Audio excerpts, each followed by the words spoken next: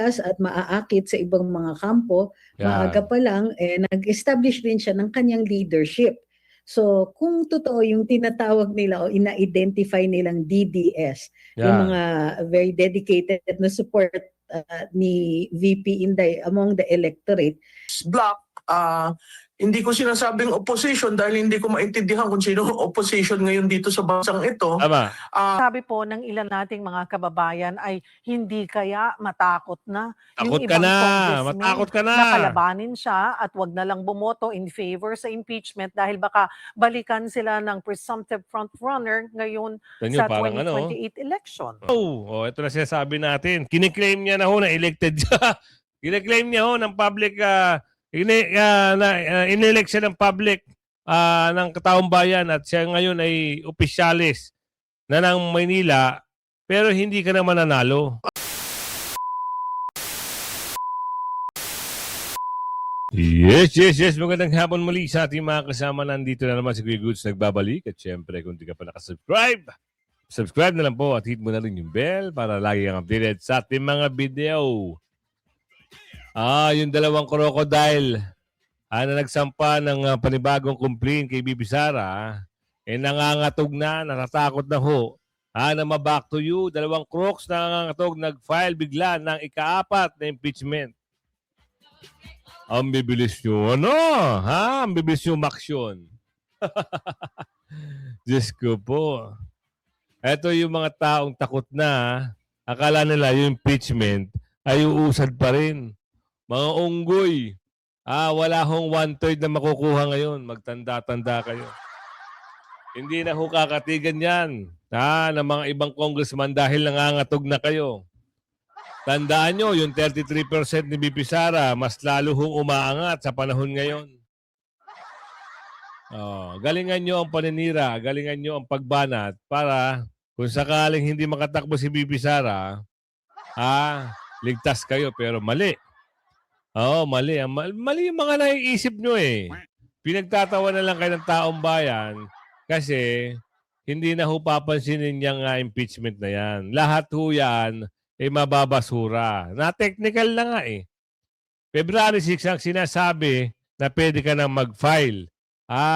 Yung 1-year bar rule hindi sinunod. Mga unggoy kasi. Nagmamagaling. Bakit hindi nyo sinunod? Atat kayo, gusto nyo kasi mauna sa filing para kayo ang mauna maimbestigahan at mahiring, ganun ba? Gusto nila kasi ganito yan. Kung sino nauna na mag-file, siya yung uumpisahan. Nagmagaling yung mga bayan-bayan. Aroy, technical. Lahat wash out. Di ba? Parang ganyan-ganyan na naman yung nangyari nung una eh. 1, 2, 3, 4. Inuna yung pang-4. Tapos. Tapos ang kwento. Ito naman, 1, 2, 3. Pinatagal yung pang-4. Yung una, technical. Agoy, tapos.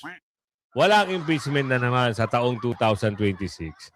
Nagpapanggap lang itong mga bulok na bayan na akala nila uusad ang kanilang mga final. Yung dalawang crocodile na ang pangit naman ng mga pagmumuka, yung isa kamukha ni Max Alvarado, yung isa akala mo kontrabidyang manyak sa pelikula. Kontrabida sa pelikula na mahilig makadilang ka. Kilala niyo ba? Taga Maynila yan. Nagsusuot niya ng kwintas.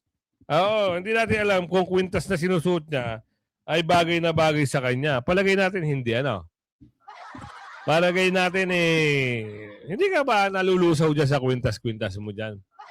Ikaw na taga Maynila ka na hindi ka naman nanalo, pero ikaw pa ay mas maingay sa mas maingay. Para kang lata. Pag pinalo mo yung lata, ting! Walang laman. Maingay. Pero pag may laman, tahimik lang. Simulan natin to. Katandem ni Sara Duterte sa 2028. Tempered ang ambisyon. Dapat tempered ang ambisyon. Hindi ko maintindihan to. Tempered. Kailangan kasi ang ambisyon na magiging katandem ni Bibi Sara ay pure. Diba? Yung talagang malasakit. May pagmamahal sa bayan. Yung pinaglalaban ng ang mga Pilipino. Isa lang nakikitaan ko niyan. Senador Marcoleta lang. Totoo yan. Noong una pa lang, si Senador Marcoleta ang makisig. Oo, nakipagbardagulan yan sa Senado, sa Kamara, habang si BP Sara ay binabartagol dun. Siya ang talagang tumatayo at nilulusob niya yung mga dorobo dun, di ba? Kita nyo, nagkaroon sila ng girian ni yung taga Iloilo ba yun? Yung maliit na tao, akala mo kung sino. Ngayon, ano karera niya? Wala. Di ba? Tapos marami sa kanyang bumabatikos. Di rin nakalusot kay Senator Marcoleta. Ngayon, nasa na sila? Wala na. Yung taga Laguna, nga. Sumakbo ng gobernador, nga. Ay. Pero konti na lang pagtitiis nyo. Dahil yung wishlist ni wishlist tuloy. Yung wish ni Miss Cara David ay malapit na. Pansinin nyo yung dalawa magpinsan, nangangayatot na. May nagsabi nga, Kuya Goods, malapit na yan kasi pag usapin bituka, hindi natatagal ng 4 months, 5 months yan. Aray ko! Kita nyo, pag marami talagang galit sa'yo, pinapanalangin ka eh. Di ba? Pero pag good ka, love na love ka, talagang yayakapin ka, kagaya kay BP Sara. At pag pagkakaguluhan, hindi kagaya dito kay Pangulo, parang ayaw lapitan ng mga tao eh. Parang nandidiri sila. Diba? Simulan na natin to. Ano pa yung mga balita ngayon? Deklarasyon of war ang anunsyo ni BP Sara sa tatakbong presidente. Aray ko. At ito pa. Ito yung mga asungot na nag-file ng panibagong impeachment. Hindi natatakot na balikan ni BP Sara. Ngayon mo lang nasasabi yan. Wait, there's more. Pag-upo ni BP Sara. Alamin natin kung talagang hindi ka natatakot. 1/3 votes, 1/3 House votes versus BP Sara. Impeachment still lacking.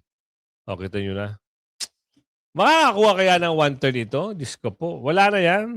Balik natin sa usapin ng dalawang crocodile na nag-file ng impeachment dahil siguro takot na sila. Gusto nilang mapatalsik si BP Sara. Gusto nilang hindi talaga makatakbo. Kaya siguro ginagawa nila ng paraan. Pero mama, maghunos dili kayo. Sa mga ginagawa nyo, lalong nyo lang pinapalakas si BP Sara. Yan ang katotohanan. Mas lalong lumalakas ang karera ni BP Sara sa pagkapangulo. Mag-survey na kayo. Simulan nyo na yung survey nyo. Pasok. Sa gitna ng umiinit na klima ng politika at sunod-sunod na atake laban sa vice-presidente, lalong luminaw ang galaw ng ilang mambabatas na tila hindi na lamang usaping legal ang hinahabol kundi malinaw na politikal na pressure. Sa halip na harapin ang sentimiento ng publiko, may mga hakbang na lumalabas na mas kahawig ng pagkabahala sa lumalakas na suporta kay VP Sara Duterte, lalo na matapos ang kanyang hayagang pagdeklara ng intensyong tumakbo bilang Pangulo sa 2028. Di ba? Hindi lang yan nung pag-announce ni BP Sara, meron ng international media kaagad ang nag-cover. Di lalo na kinabahan itong mga crocodile na ito. Dahil ang iisipin nila, Diyos ko po, pag si BP Sara ang umupo, tas-tas tayong lahat, wala tayong pera. Totoo yan. Totoo yan. At hindi lang wala kayong pera. Iba back to you kayo. Sana lang, Yun ang gawin ni BP Sara. For so long, iginiit ng ilang political observers na dapat nang ideklara ni VP Sara ang kanyang pagtakbo sa pagkapangulo, dahil nananatiling mataas ang kanyang numero sa mga survey sa kabila ng matinding black propaganda laban sa kanya at sa kanyang mga kaalyado mula pa noong kalagitnaan ng 2023. Ito, yung survey. Tignan nyo naman, satisfaction rating. Third quarter tsaka fourth quarter, -5 third quarter. Fourth quarter, -3. Sino ba nang matutuan yan? Sino ba nang mga aalyado dito kay Ungas na ito? Sa tingin nyo, sinong kakampi pa dito?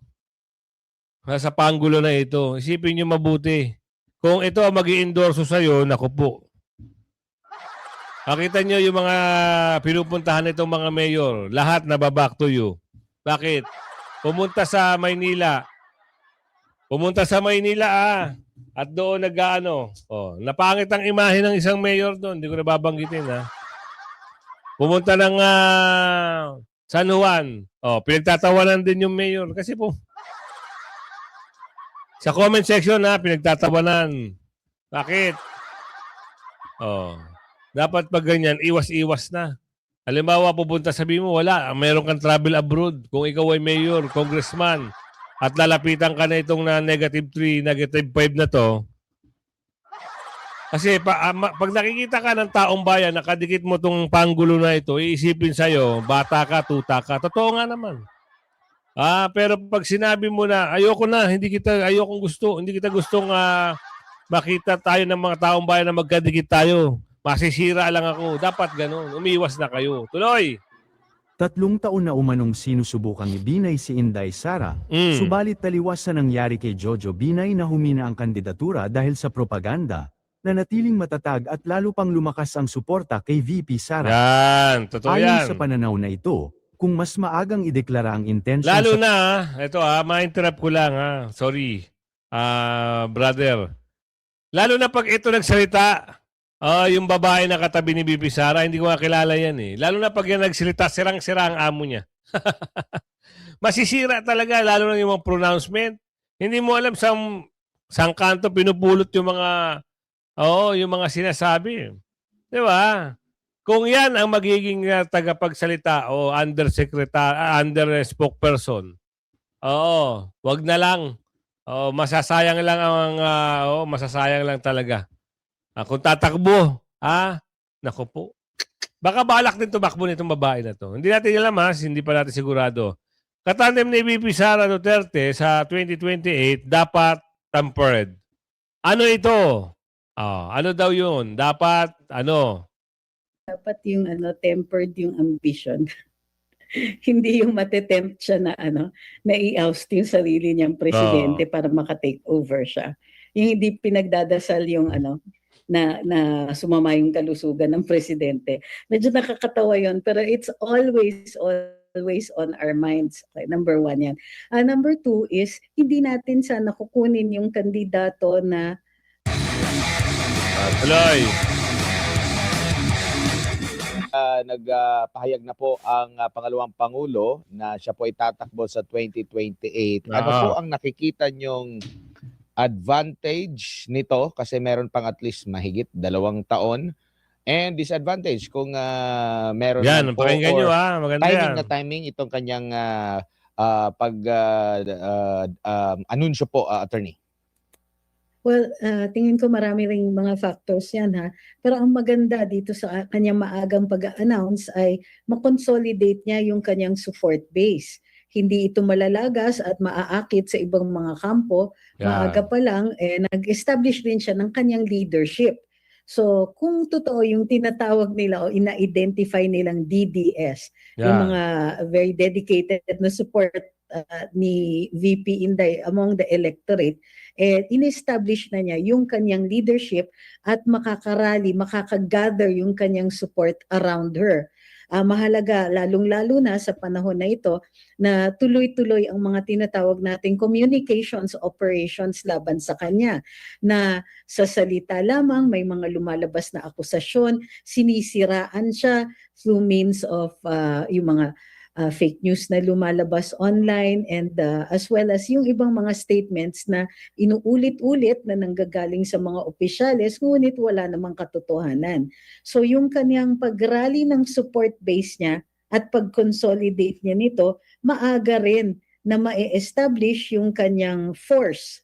Kumbaga, siya naman talaga ang the person to beat for 2028. So ipinipreserve niya yung kanyang advantage.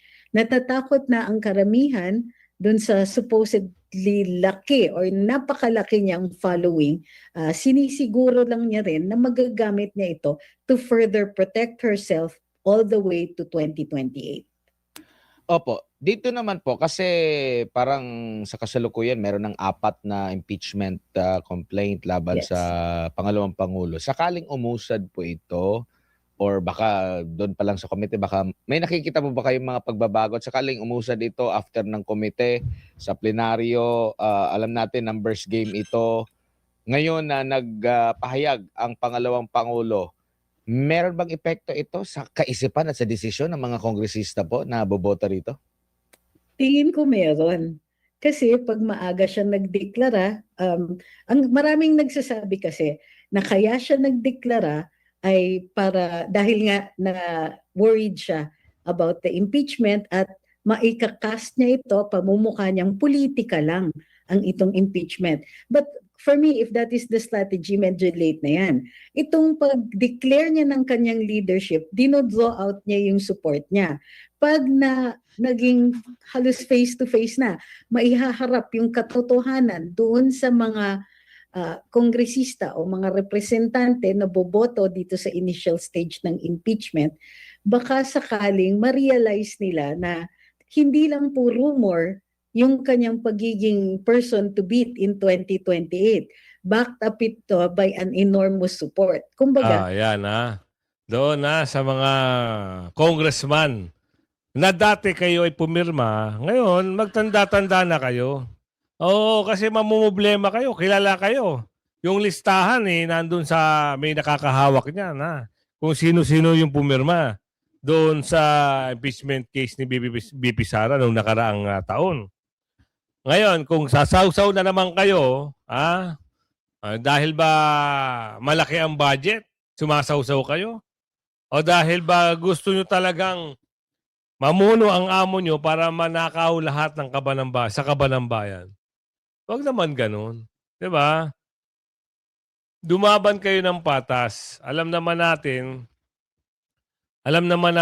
na sigurado ilalampaso kayo ni BP Sara. Doon tayo nagkakaroon ng magandang pananaw. Walang sinuman ang lulusot, walang sinuman ang makakabit o walang makakatalo kay BP Sara.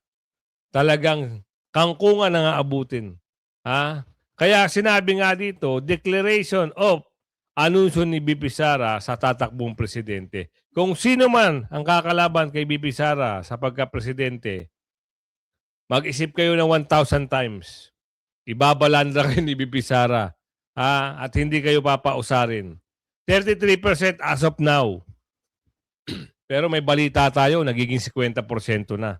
Pasok. Ang nabalitaan ko lamang ay talaga yung impeachment, i-demolish siya ng 2 buwan sa House of Representatives bago iangat sa Senado. So sisiguraduhin nilang bagsak na si Inday Sara. Opo. Yun ang challenge sa kanila. Sa tingin ko, itong pahayag na ito is really a declaration of war na tama na natahimik ako, na hindi ako umiimik, na minsan hindi mo nararamdaman yung presensya niya dahil nag-iisip rin siya. Pero ngayon, makikita natin na handa na siya.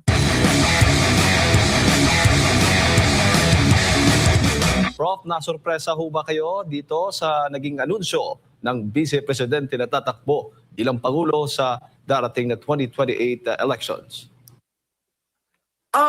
Oo, nasurpresa ako dahil hindi... Prof, kami hindi. Hindi ako nasurpresa dahil ayan na inaasahan ko na talaga. Sobrang inaasahan na namin yan. Diba?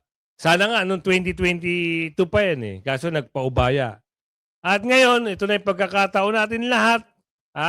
Sana, pag nag-announce si BP Sara kung sino kanya magkakatandem at yung mga kaalyado sa pagkasenador at vice president, wag na ho kayong magbawas. I-solid na natin. Solid na natin. Kaso nga lang, yun nga lang pasakla, baka mapasukan tayo ng hindi magandang karakter dyan. Yung alam nyo ba, yung mga balingbing. Baka mapasukan tayo. Pero mag-base pa rin tayo kung ano yung makatotohanan Pero pag sinabi ni BP Sara, go! Kasi hindi na magpapabudol si BP Sara sa pagkakataong ito. Hindi ko akalain na ganong kadiin ang gagawin niya. Pero ako'y naniniwala na yung sinabi niya ay calibrated at talagang matagal na pinag-isipan kasi matagal nang hinihingi sa kanya na maging leader siya ng anti-Marcos bloc. Hindi ko sinasabing opposition dahil hindi ko maintindihan kung sino opposition ngayon dito sa bansang ito. Tama. Pero natutuwa ako at ginawa niya yung kanyang pananalita kahapon. Opo, yung timing, Prof. Alam natin na nasa gitna po tayo ng yung pangamba o itong sinasabing magkakaroon ng impeachment laban kay Vice President Sara Duterte. At syempre, alam naman po natin kung ano ngayon ang kasalukuyang administrasyon laban po sa Vice Presidente. Well, dun sa may isang parte dun sa kanyang speech na sinabi niya na oo, medyo hindi ito yung normal na behavior ng isang magde-declare na tatakbo, pero dahil sinira na siya, matagal na siyang pinagplanuhan at ginamit ang lakas ng administrasyon at ng pamahalaan. Tama lamang yung kanyang mga rason kasi ano pa ba naman pagsira ang gagawin sa kanya. Pangalawa, siguro ang mahalaga dyan, Admar, nakita natin may humabol pa ng impeachment, no? Na fourth impeachment. Hindi yun sa numero ng impeachment eh. Dun sa charges na mapapagpatotoo later on during the hearing. Pero alam mo na ha. Oo, kung sino ka man yung nag-file ng fourth impeachment case kay BP Sara. Tignan mo, baka mapahiya ka ha. Hindi yan sa number na impeachment file. Sa charges yan, wala namang matinding sustansya yung pinile kay BP Sara. Halos pinile na yun nung nakaraan pa. At nalusutan ni BP Sara. Ngayon, ito, malaking sampal na naman ito sa inyo dahil katawa-tawa na naman kayo sa taong bayan. Kayong mga, sila yung mga tuwadkom noon eh. Ano kaya tawag sa inyo ngayon? Ha? Ang sinasabi po ng ilan nating mga kababayan ay hindi kaya matakot na Takot yung ka ibang na. congressmen Matakot ka na. na kalabanin siya at wag na lang bumoto in favor sa impeachment dahil baka balikan sila ng presumptive frontrunner ngayon Tignan nyo, sa parang 2028 election. Tignan nyo. Wait. Tignan nyo. Ay, nako. Iyan na naman siya ha. Well, hindi ko welcome ka na dyan. hindi ko na aanin pa yung ibang pag-aakala na may ibang congressman, no? Palagay ko naman it would not be good na malaman ng taong bayan na magiging bengador ang ating Vice President. For example, Kita nyo. At takot kayo. Inamin nyo na, takot kayo. Magiging bengador. Dahil ibebengahin talaga kayo sa lahat ng mga pinagagawa nyo. Sana unahin ni BP Sara yung talagang yung talagang sumobra sa pagtatanong noon. Yung parang below the belt na, yung kabastusan na pinapakita. Sana unahin yung taga Maynila. ako, tinatakot na rin ako na baka ako balikan kung siya maging Pangulo ng Pilipinas. Sino na nanakot sa'yo? Mga supporter lang pero hindi gagawin ni BP Sara yun. Panoorin mo lang pag naging presidente si BP Sara. Yun lang masasabi namin. Well, hindi na po ako natatakot dun. Yun naman pala Okay lang yun. Abangan mo lang sa susunod na kabanata. Every public official, kahit ako, should be accountable to the people that elected them. Hindi ka elected Sorry Hindi ka elected, boss. Ginawan ka lang ng kwento ng amo mo. Tinalo ka ng isang Joey Chua Uy.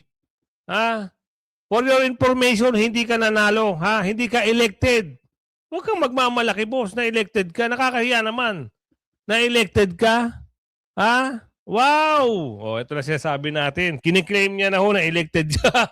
Kiniklaim niya ng public, in-elect siya ng public ng kataong bayan at siya ngayon ay opisyalis na ng Maynila pero hindi ka naman nanalo. Ang nais kong sabihin sa lahat.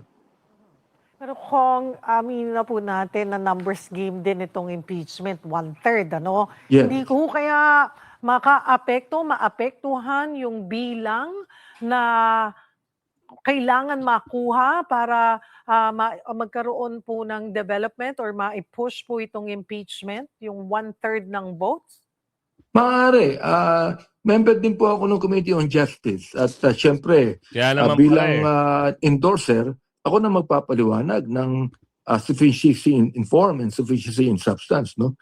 May naniniwala naman ako that the Committee on Justice would look into the evidences and the facts. At naniniwala po ako na itong sa Committee on Justice talagang talagang magiging positibo ang kanilang desisyon sa Kung impeachment. kayo naniniwala, milyon-milyong Pilipino hindi naniniwala sa mga gagawin nyo, sa mga hakbang nyo kay BP Sara. Pero sana lang, universe na magdikta para mapahiya na naman kayo. Pag kumilos kayo kasi ang universe, wala kayong, di ba? Wala kayong magagawa. Sabi ng nakararami, nararamdaman nila na ang universe na po ay kumikilos para sa pag-upo ni BP Sara at sana yung sinabi ni Miss Cara David gumalaw-galaw na rin kahit papaano doon sino kaya tatamaan nun sa susunod? Tatanong lang ho Oo, kasi meron nakikita yung dalawang naku po nangangayatot na. Oo, ang tanong dito, who's next? Oh, the first. Complaint na ito. Now, of course, hindi ko naman pwedeng sabihin yan sa ibang mga congressman natin. Pero the thing is, there were 250 that signed the first impeachment of the Vice President. Alam naman natin yan, may 7-7 yan. Kaya wag nyo nang ipagmalaki yung dati na mayroong pumirma. Oo, may umamin. Wala silang magawa dahil pag hindi sila pumirma, yung budget nila ay tatastasin. Kaya magtigil-tigil ka. Yun naman talaga ang makatotohanan at ayun ang katotohanan. Ano pa? Bakit hindi ka natatakot? Dapat ka nang matakot. Yung iba nga ayaw na, takot na eh. Tapos ikaw nagpapanggap ka na hindi ka natatakot. Woo! 1/3 vote House Duterte impeachment still lacking. Solon. Oo, kahit hindi nyo naman sabihin na kaya nyong pa-impeach si BP Sara. O kahit sabihin nyo kahit sabihin nyo na kaya nyo pa-impeach si BP Sara, gagawa pa rin ng paraan ang universe na mabaliwala at mabasura lang yan. Meron na kasi nakitaan butas para hindi na ituloy yung impeachment na yan. Hindi na nila sinunod yung 1-year bar rule. Ayun, matinding ground na yun para hindi na panigan. Oo, at Supreme Court na rin magdidesisyon yan. Tigil na. Tapos na ang mga kahibangan nila. Ganun sana. Alamin natin dito. Ano yung banat nito ni Ob-Ob na nadisbar? Ano na naman problema mo?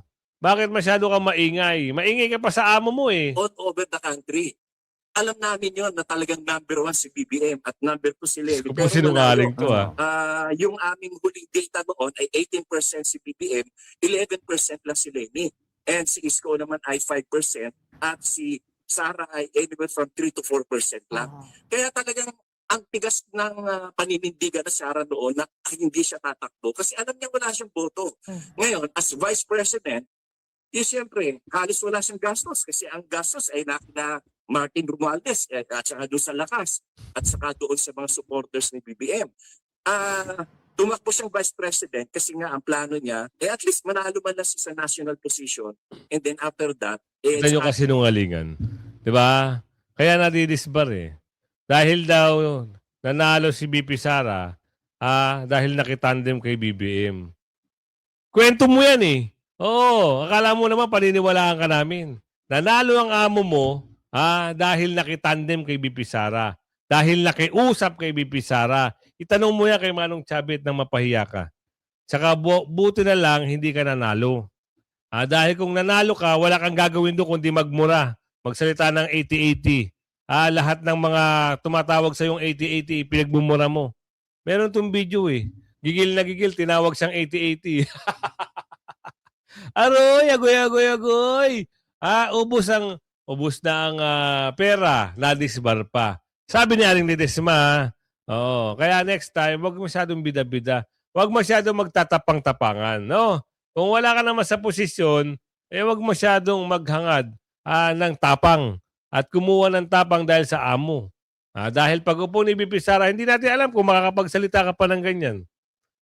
Kasi minsan minumura mo pa yung mga tao. Minumura mo. Ang sakit mo magsalita.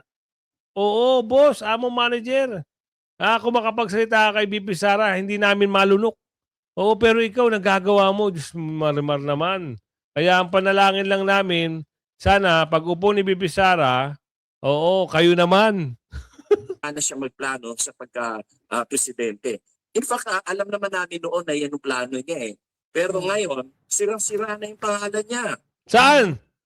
Naniniwala ba kayo na sira daw ang pangalan ni BP Sara? Ang amo mo ang sira, -3. Si BP Sara, 33% tumataas pa. Paano nasira yun? O, kita nyo magbigay sila ng ano. Oh, yan ba ang paniniwalaan nyo? Mga naniniwala sa mga pulangaw? Naniniwala sa mga... Oo, yung mga... anong pangalan nyo? Yung mga grupo nyo? Kala nyo paniniwalaan pa kayo? Nakakaawa na kayo sa tingin ng mamamayang Pilipino.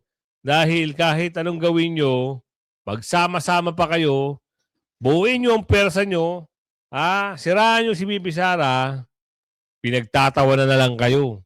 Dahil ang katotohanan, hanggat binabagsak nyo ang Agila ng Davao, lalong kumikisi, lalong nagbuumapaw ang supporter ni BP Sara. Kaya nakakahiya yung mga gantong banat nila, dahil daw gustong manalo sa national position o gusto makapwesto, nakitandem daw kay Bonget. Aroy, iyak mo na lang yan, Kaya kung umabot ka sa video na ito, sabihin mo saan lugar ka. Meron na tayo na sa Amerika, Canada, Australia, Germany, Europe. Umabot na tayo sa Denmark. Oo, sa Pilipinas, Hong Kong, Singapore. Kaya i-share nyo Huwag mo kalimutan mag-like, share, subscribe. At na number 1 na huwag mo kalimutan, i-hit yung notification bell. Bye-bye!